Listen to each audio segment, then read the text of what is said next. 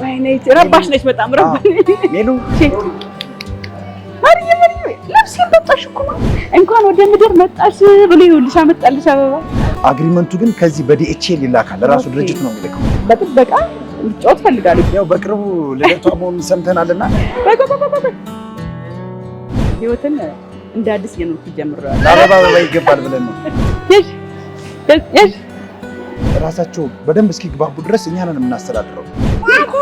እስቲ ያው መበላሸት ብል ይበለዋል እንደማለት ነው። በኋላ እነግርሻለሁ። እንግዲህ የሰርፕራይዛችን ሰዓት ደርሷል።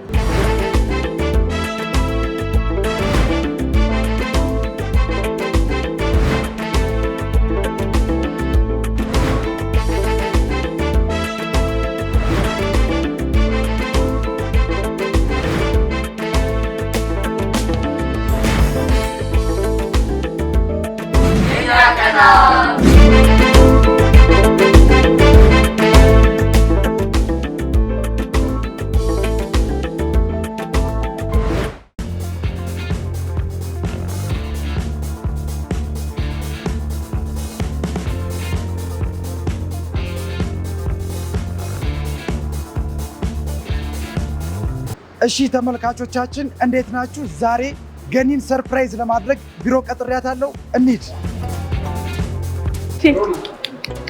ማርዬ ለብሴን መጣሽ እኮ ለምን አበላታለሁ?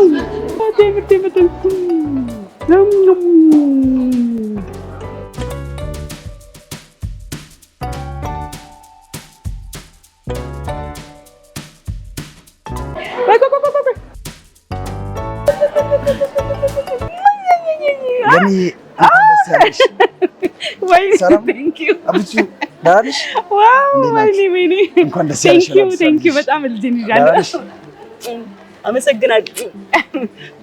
በጣም አመሰግናለሁ። ወይኔ ሲያምር ማርዬ፣ ላንቺ እኮ ነው የመጣልሽ። ማርዬ አያምርም? እንኳን መጣሽ፣ እንኳን ወደ ምድር መጣሽ ብሎ ይኸውልሽ አመጣልሽ አበባ። እሷ ቴምሩ ላይ ነች ያለች። አመሰግናለሁ በጣም። እንዴት ነህ? ብቅ በይ ያልከኝ ለዚህ ነው? አዎ ለዚህ ነው። ለዚህ አመሰግናለሁ በጣም። እስቲ ቁጭ በይ ማር። እሺ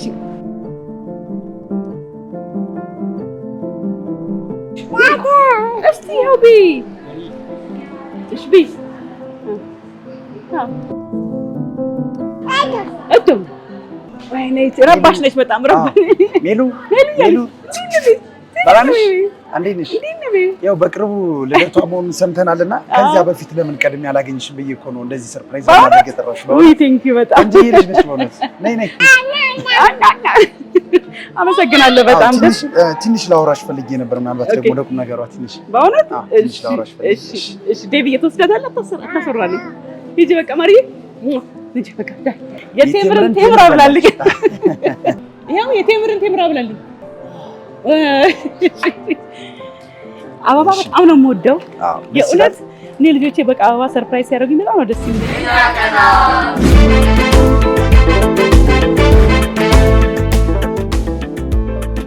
ሌላው ነገር ያው ሜሮናን በተመለከተ መጨረሻ ላይ ትልቅ የሆነ ሰርፕራይዝ አለኝ። እሱን በኋላ እነግርሻለሁ። በኋላ እነግርሻለሁ። እሰማለሁ። እሺ ምንድን ነው? ቴምር ጉድ ሊሰራኝ ነው። በኋላ እነግርሻለሁ። ጉድ እንዳይሰራኝ። ምንም ጉድ አይሰራሽ። ቴምር ልብላበት? ይበላበት። በዚህማ ይበላበት። እሺ ቴምር በጣም ይጣፍጣል። ያው ቴምር ደግሞ በጣም ጣፋጭ ነው እንደምታውቂው። እንዴት ነው እናትነት ከረጅም ጊዜ በኋላ? እናትነት በጣም ደስ ይላል። በጣም ትልቅ ነገር ነው። እኔ እንደውም ከአራቱ ልጆች ያላጣጣምኩትን ነገር አሁን ይበልጥ ደግሞ በዚህ በማርዬ በጣም ህይወትን እንደ አዲስ እየኖርኩ ጀምረዋል። በጣም የሚገርም ነው። እኛም ሶሻል ሚዲያ ላይ የምናየው ሶሻል ሚዲያ ላይ የሚዘዋወረው ነገር ይመስላል ልክ እንደዛ አዲስ ነገር አዲስ ህይወት እንደጀመርሽ ነው የሚያሳየው። አዲስ ብርሃን ያገኘሽ ማለት ነው። ቴንክ ዩ ለአዲስ ብርሃኔ ደግሞ ቴንክ ዩ ስለአደረገልኝ ነገር። ባሳም ደግሞ አብሮን አየር ላይ ተቀበለች። አየር ላይ ተቀበለች። ለአበባ ይገባል ብለን ነው። አመሰግናለሁ በጣም። አሁን እንደዛ እሺ ቴምር ፕሮፐርቲስ እና ምን የተለየ ነገር ይዛችሁ መጣችሁ? መቼም በየጊዜው አያልቅባችሁም። አዳዲስ ነገር ይዛችሁ ትመጣላችሁ። አያልቅብንም። ምንም አያልቅብንም። አዳዲስ ነገር ማርዬ እየረበሸች ነው ያለችው። ይዘልኝ ወደዛ ጋር ትሄዳለህ። ትሄድን ባቢ ዳዊት እዛ ጋር ይዘልኝ በጥባጭ ቀጥለሽ እጂ ሁሌ አዲስ ነገር አለን እኛ ጋር። እንዴት ነው ያው አዲስ ነገር የምንለው ለደንበኛ የምናመጣው ኦፈር ነው።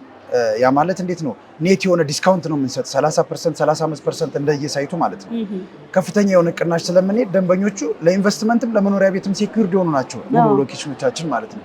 ለምሳሌ ለኢንቨስትመንት ስታስቢው እንዴት ነው አንድ ሰው ለምሳሌ የ10 ሚሊዮን ብር ቤት ቢገዛ ከዚህ 10 ሚሊዮን ብር 3 ሚሊዮን ብር ቢቀነስለት 30% ወይም ደግሞ 35% ሙሉ ቅናሽ ተደርጎ በ6.5 እና በ7 ሚሊዮን ብር ቢገዛው እስቲል በገዛበት ሰዓት 3 ሚሊዮን እና 3.5 አትርፏል።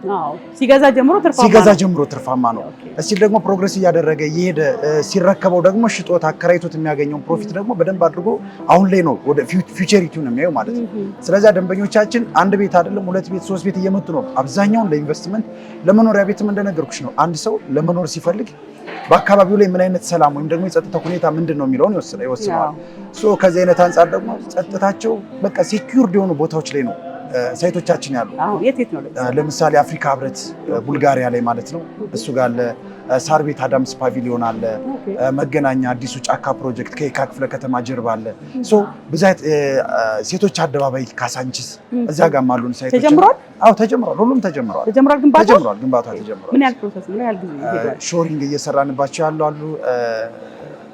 5ኛ ላይ 6ኛ ላይ እየደረሱ አሉ። 8ኛ ላይ እየደረሱ አሉ። ለሽያጭ የቀረቡት? አዎ ለሽያጭ የቀረቡ በቅርቡም የምናስረክባቸው አሉ። በቅርቡ ከ2 ወር በኋላ የምናስረክባቸውም አሉ። እንዴት ነው መሰለሽ አሁን አንድ ሰው መጥቶ የሚፈልገውን ነገር ካላጣ ወይም ደግሞ የሚፈልገውን ነገር ካገኘ ያ ነገር ተመራጭ ይሆናል እና ተፈላጊ ይሆናል። ቴምር ላይ ግንባታ ላይ ያለም ሊሆን ይችላል፣ መሬት ላይ ያሉም ሊሆን ይችላል፣ ያለቁም ሊሆኑ ይችላሉ። ምንም ብሎ ደንበኛው እኛ ጋር እስከመጣ ድረስ ሁሉም ነገሮች አዘጋጅተን ጠብቀናል ማለት ነው። መጥቶ የሚፈልገውን ዴሊቨሪ እናደርግለታለን። በዛ ልክ ነው የሚሆነው።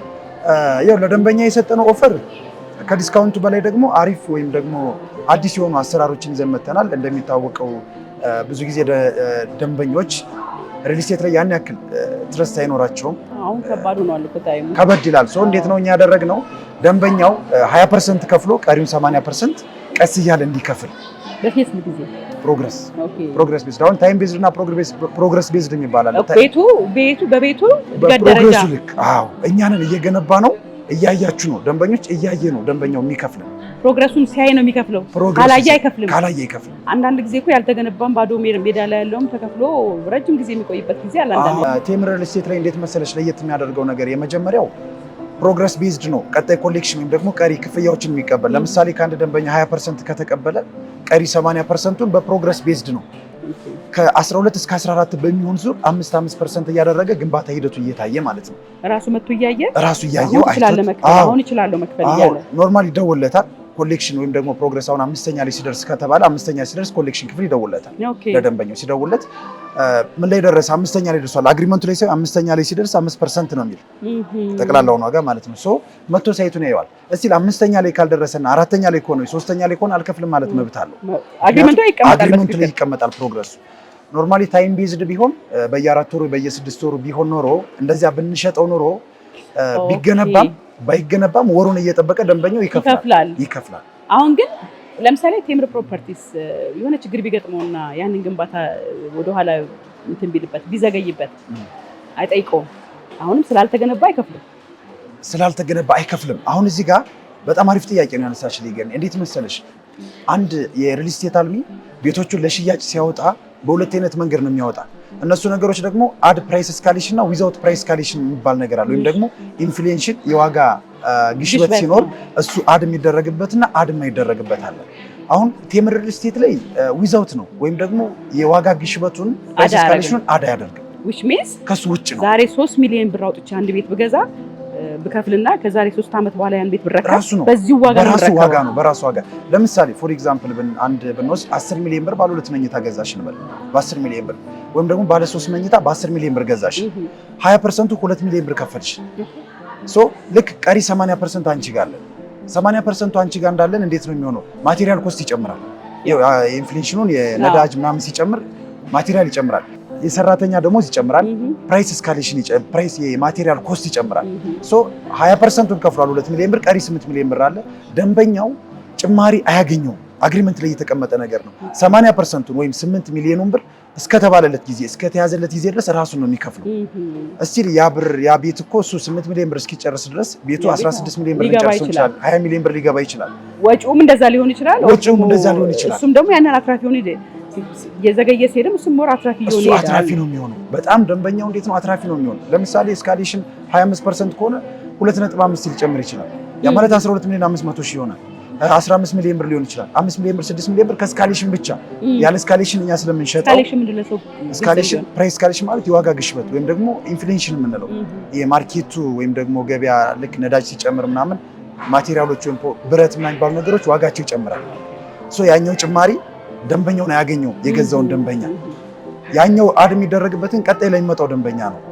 ያ ማለት ዛሬ ለአዲሱ ደንበኛ ቀድሞ የገዛው ግን አትራፊ ነው። ለምሳሌ ዛሬ አንቺ መጣሽና አንቺ ገዛሽ ባለ 3 መኝታ በ10 ሚሊዮን ብር ብትገዢ ቀጣይ የሚመጡት ደንበኞቻችን ደግሞ 15 ሚሊዮን ብር ሲደርስ ሊሆን ይችላል የሚመጡ በ15 ሚሊዮን ብር ነው እነሱ የሚስተናገዱት።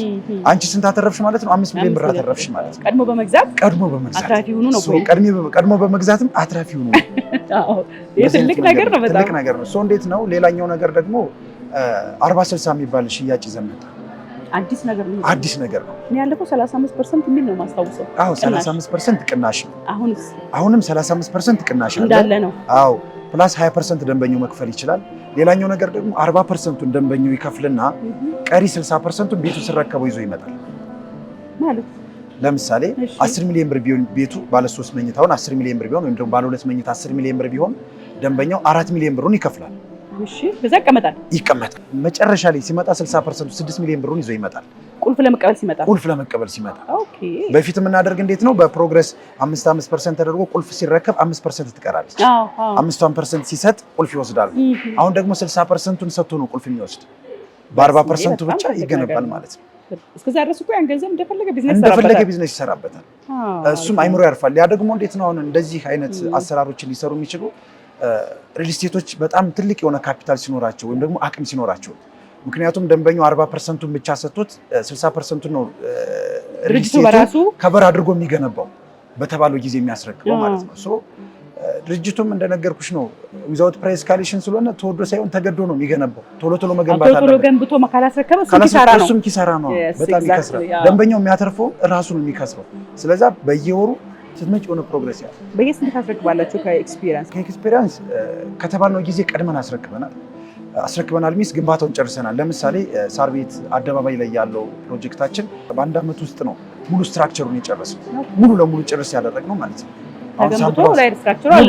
ሙሉ ብሎኬት ምናምን ተደርጎ ማለት ነው። ሙሉ እንደዚህ አድርገን ጨረስን። አሁን እሱ ጋር ነው ሳምፕል ሃውሳችን ያለው። ያ ማለት እንዴት ነው? ለደንበኞች ግን አግሪመንት ስናፈራርም ምንድነው ስናፈራርም 2 ዓመት ከ6 ወር ብለን ነው። እኛ ግን ከዛ በፊት ነው ቀድመን እንደዚህ ያደረግነው። ደንበኞች ትረስት ይኖራቸዋል። ያኛውን እንትናችንን ሲያዩ ቀጥታ እኛን ተመራጭ አደረጉ። እዚያ ጋር የገዙት ደንበኞች ሌላ ሳይቶቻችን ላይ ተሽቀዳድመው መምጣት ጀመሩ። አንዱ ለአንዱ ይነግራል። በፋሚሊ በሪኮመንዴሽን ነው የሚመጣ። እስካሁን ድረስ ያዘገየነው ሳይት የለም። ጭራሽ ኮምፕሌን የሚያደርግ ሰው የለም። አልሰማሁም። ለነገሩ ኮምፕሌን የለም። ቴምር ላይ ኮምፕሌን የለም። ሁሉም ላይ አግሪመንቱም ግልጽ ነው። ውላችን ሳይቶቻችንም የሚታዩ ናቸው። ፕሮግረስ የሚያደርጉ ናቸው። የትኛውም ሳይት የትኛውም ሎኬሽን ላይ ግንባታ አለ። የትኛውም ሎኬሽን ላይ ፕሮግረስ አለ። ዛሬ አይታችሁ ከ2 ሳምንት ከ3 ሳምንት በኋላ የሚመጡ የሆነ ደረጃ ላይ ደርሶ አስደንጋጭ የሆነ ፕሮግረስ ነው የምናደርገው። እንደነገርኩሽ ፕራይስ ስካሌሽን ስለሌለው ድርጅቱ ከሳሪ ስለሚሆን ይፈጥናል። እሱ ራሱ ይፈጥናል። ግዴታ ነው ያስፈጥናል። አሁን በዋናነት አሁን እኔ እንግዲህ ለኔ መረጃ ሰጠኝ ነው ትገዣለሽ ወይ አትገዢም ነው ነገሩ። አንቺማ ይኸው ትገዢናለሽ ብዬ አስባለሁ። ገና ነሽ። ምንም ችግር የለውም። ይኸው አንቺን ብለው የሚመጡ ሰዎች ይኖራሉ። ምናልባት አሁን ያንቺ የሚከተሉሽ ዩቲዩብ ላይ ወይ ቲክታክ ላይ ምናምን ያሉት ሰዎች ምናልባት ስለ ቴምር መረጃው ላይ ኖራቸው ይችላል። ነገር ግን አንቺን ብለው ገኒም ብለው በአንቺ ፔጅ አይተውት ሲመጡ ለሚመጡት ደንበኞች እንደተባለው ትልቅ ኦፈር እናዘጋጅላቸዋለን። 40/60 የተባለውም በተጨማሪም ደግሞ 35% 30% ያልነው ዲስካውንትም እነሱን ተጠቃሚ መሆን ይችላሉ። ያው ለትንሽ ጊዜ ነው እንደዚህ አይነት ኦፈሮችን የምናወጣቸው፣ አይቆይም። ለዛ ስለሆነ እነዚህን ኦፈሮች አንቺ ጋር ያንቺን ፔጅ አይተው ስለመጡ ብቻ እናስተናግዳቸው። በጣም ትልቅ ነገር ነው። አሁን በዋናነት እየተሸጠ ያለው አሁን እኔ የመጣሁበት እየተሸጠ ያለው የትኛው ነው? በዋነኝነት እየተሸጠ ያለው ቡልጋሪያ አፍሪካ ህብረት ጋር ያለው ነው። ምን ያህል ደረጃ ሄዷል? እሱ አሁን የፓርኪንግ ኤሪያ እየሰራን ነው። ፓርኪንጉን እየሰራን ነው። ያ ማለት ፋውንዴሽን ጀምረናል። ፓርኪንጉን ጀምረናል።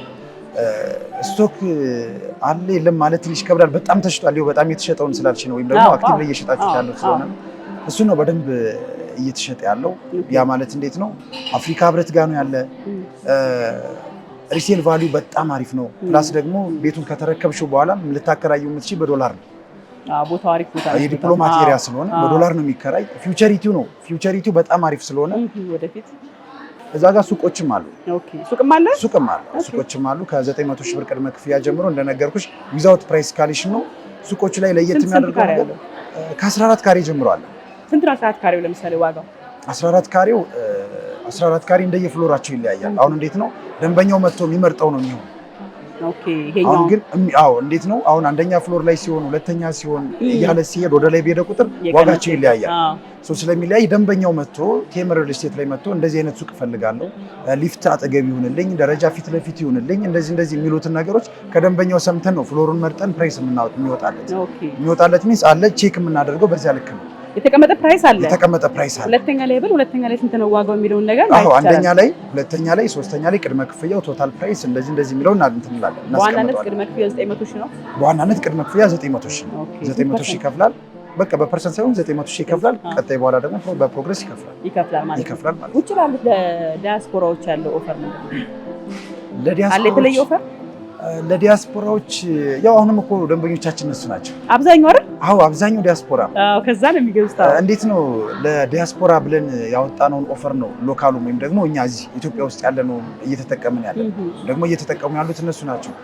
ብዙ ጊዜ በስማቸውም እናደርጋለን። አሁን ለምሳሌ መገናኛ ላይ የጫካ ፕሮጀክት ዲያስፖራው ነው የሚባል ዲያስፖራው ሰከንድ ሳይት ነው የምንለው።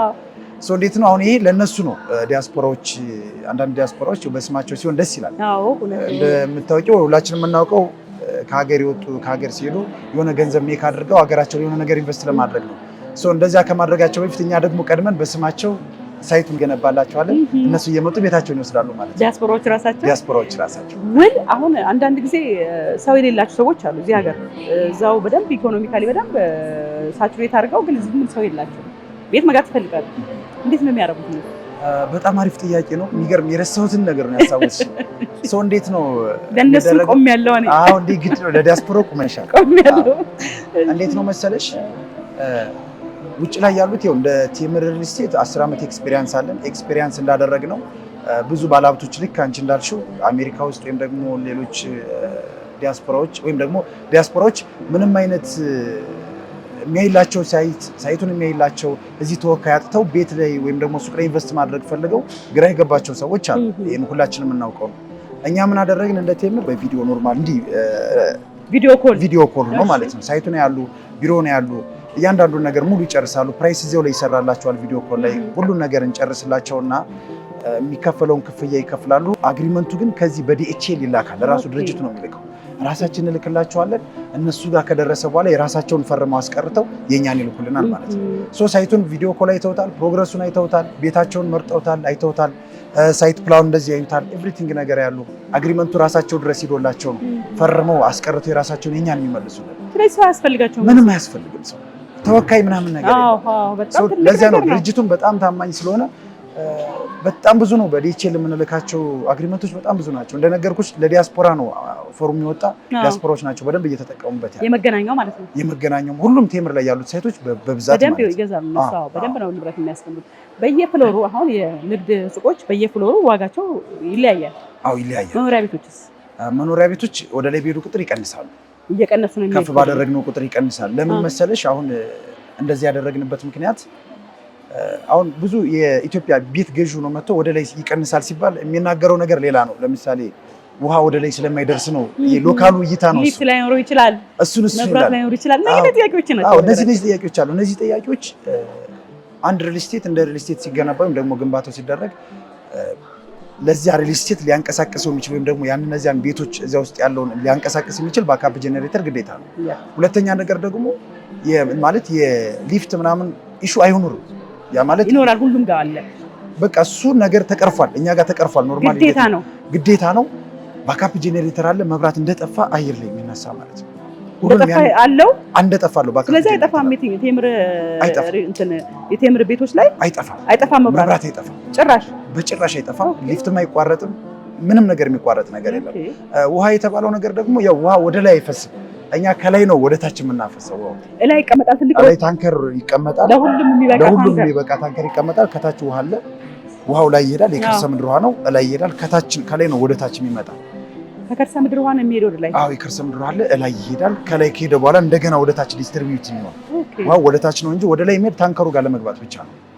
ናይስ። በቃ ከዚያ በኋላ ወደ ታች ይፈሳል ማለት ነው። በየቤታቸው ይደርስላቸዋል። ውሃ እንደ ልብ አለ። ውሃ እንደ ልብ ይደርሳል ማለት ነው። የሴኩሪቲ ጉዳይ አለ። እንግዲህ ሁላችንም ማርያም መጫወት ትፈልጋለች። መጫወቻውን ለምሳሌ ቢኖረኝ ትላለህ። በትክክል በቃ አድርጌ ግቢው ሴኩርድ ሆና ሳትወጣ መኪናም እንዳይነካት ምን እንዳይላት በጥበቃ እንድትጫወት ትፈልጋለሁ። ቢኖረኝ ብዬ ነው ወደፊት ብገዛ። አዎ በትክክል። ሴኩሪቲው እንዴት ነው? ሴኩሪቲ ወይም ደግሞ አሁን እንዴት ነው ብዙ ሪል ስቴቶች ጀስት አሁን ዛሬ ላይ የተረከቡት የዛሬ 3 ዓመት እና 4 ዓመት ሪል ስቴቶች ናቸው። ያ ማለት እነዚህ መዋኛ ገንዳ፣ ጂም፣ ስፓ፣ ሳውና፣ ባዝ የሚባለውን ላያካትቱ ይችላሉ። አሁን ላይ ግን የምንገነባቸው ሳይቶቻችን የ3 ዓመት ወደፊት ያለውን ላይፍ ነው እየገነባ ነው ያለ።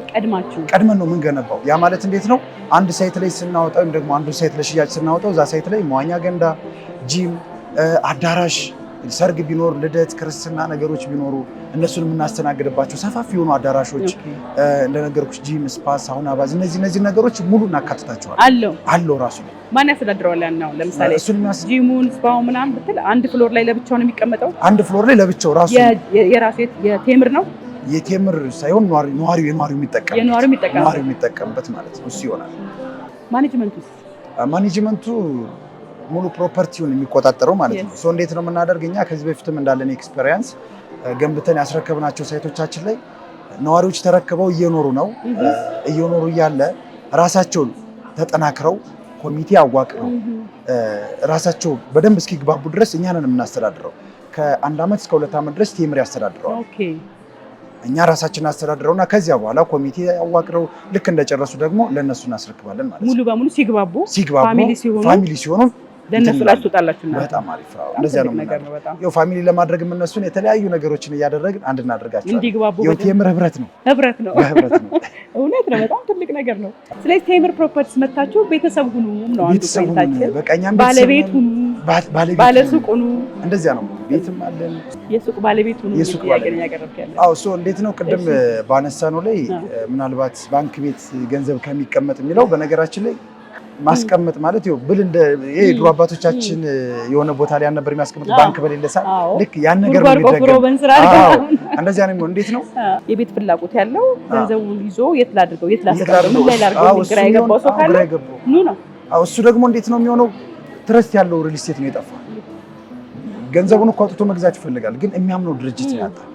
እኛ ደግሞ የምንለው ኑና እዩን ነው። ከመግዛታችሁ በፊት ኑና እዩን፣ እኛን ቴምሮችን እዩንና ሳይታችንንም እዩልን፣ ያስረከብናቸውን ቤቶች እዩልን፣ ኤቭሪቲንግ ነገር ሁሉን ፕሮፋይላችንን እዩልን። በቃ እኛ ጋር ምርጫችሁ ከሆነ ኢንቨስት አድርጉ፣ ታተርፋላችሁ፣ ትጠቀማላችሁ እያለ ነው። ድሮ በዶላር ነበረ ይሸጥ የነበረው፣ አሁን በኢትዮጵያ ገንዘብ ብቻ ነው። እሱ በኢትዮጵያ ነው የምናደርገው።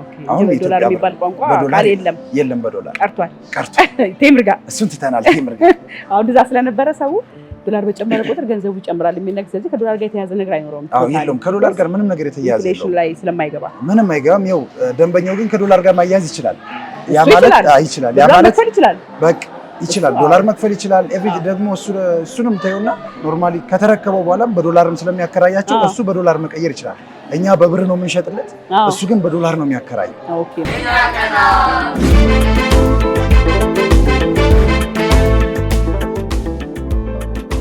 ማርዬም እንግዲህ ጨዋታችን እኛ ሞቅ ብሏል። ዳዊትና ማርዬ ተቃቅፈውለት ጥብሏል ሂደዋል።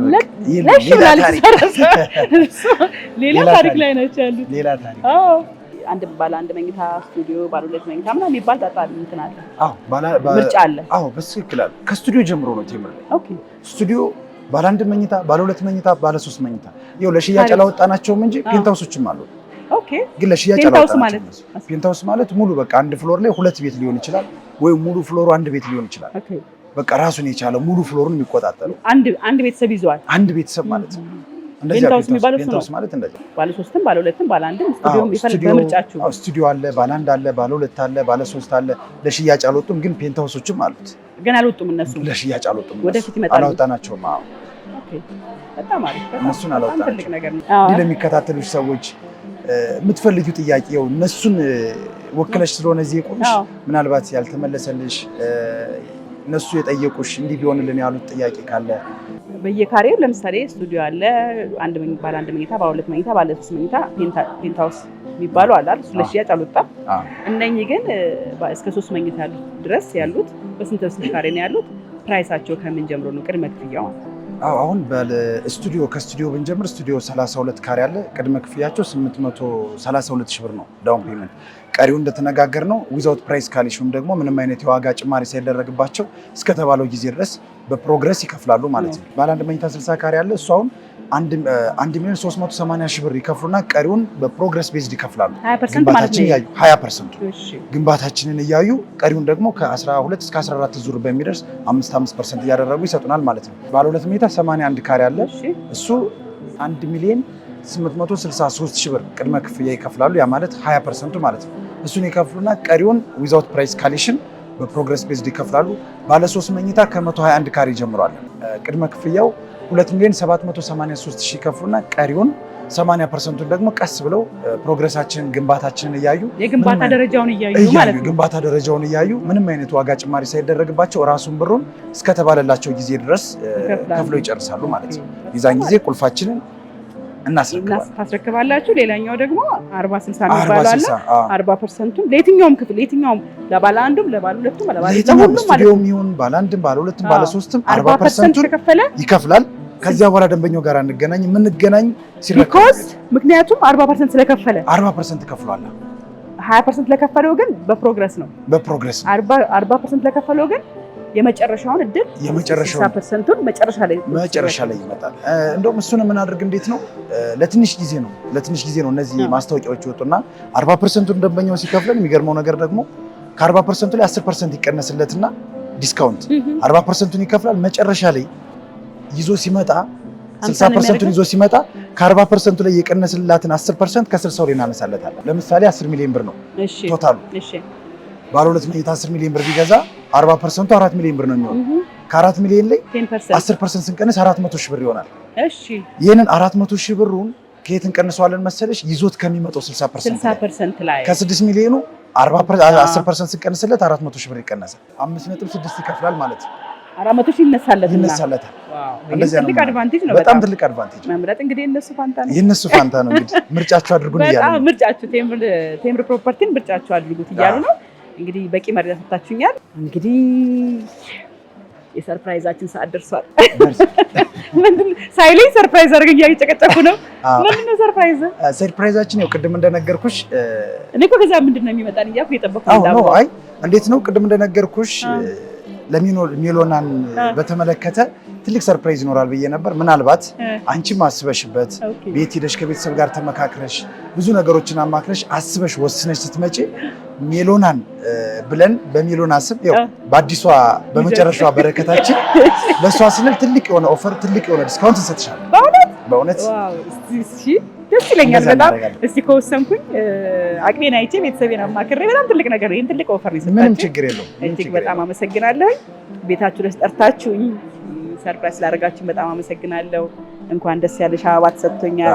ለማርዬ ለሜሎናም ደግሞ እንደዚሁ ሌላ ኦፈር ተሰጥቶኛል። እጅግ በጣም ነው የማመሰግነው። እንግዲህ የኔ ቤተሰቦች እንግዲህ ቴምር ፕሮፐርቲን ተቀላቅላችሁ አቅም ያለው እንግዲህ ገንዘብ ባንክ ከተቀመጠ ይጋሽባል። ንብረት ላይ ቤት ላይ ማዋል በጣም ትልቅ ነገር ነው። ሱቆችም አሉ ባለ 1 ባለ 2 ባለ 3 መኝታና ስቱዲዮ እንደዚሁ ተቀምጦላቸዋል። ለሽያጭ የቀረቡ ቤቶች ደግሞ ያሉት የት ነው? አፍሪካን ዩኒየን ነው። ይሄ ደግሞ በጣም ትልቅ እድል ነውና ይህን እድል እንድጠቀሙ መግለጽ ፈልጋለሁ። እንገዛለን፣ ወስነናል፣ ገንዘቡ አለን፣ አቅሙ አለን፣ እናደርጋለን የምትሉ ካላችሁ ቴምር ፕሮፐርቲስ መታችሁ አስፈላጊ ዶክመንቶችን በደንብ አይታችሁ አስፈላጊ ነገሮችን አጣርታችሁ እያንዳንዱን ነገር በራሳችሁ መንገድ ካጣራችሁ በኋላ ቤቱን ብትገዙ ንብረት ብትይዙ መልካም ነው እላለሁ። እኛ በራሳችን መልክ ሄደናል፣ አይተናል፣ ገምግመናል። ጎብኝተናል፣ በደንብ አይተናል። እናንተ ደግሞ የራሳችሁ በራሳችሁ መንገድ የምትፈልጉትን ነገር አጣርታችሁ ቤታችሁን እንድትገዙ እንግዲህ መንገር ማስታወስ ነው ፈልገው። አመሰግናለሁ በጣም የምትላቸው ነገር በጣም አመሰግናለሁ። ምንም እላቸው ነገር የለም። አንቺ ስለሚሰሙሽ አንቺ ብትነግራቸው ይሻላል።